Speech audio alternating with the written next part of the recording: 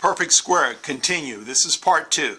Remember, we talked about a perfect square is a square that has 4 equal sides. That's why it's called a perfect square, because each side of the square is the same length.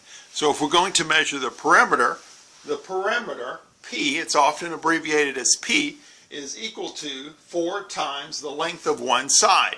So perimeter P equals 4S, the perimeter.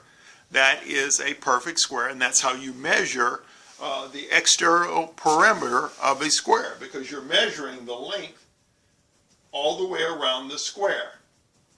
Remember, when we talked about a circle, it was the circumference. When we talk about a square, it's called the perimeter. So the perimeter of a square is 4S, or the length of each side of one side times 4. And the reason you can multiply it like that, because it's a perfect square.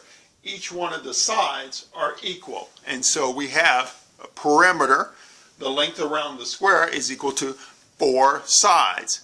So if the perimeter is 1, 4 times 1, it would be 4, whatever the units that you measure it in. So keep that in mind. Perimeter of a square is, of a perfect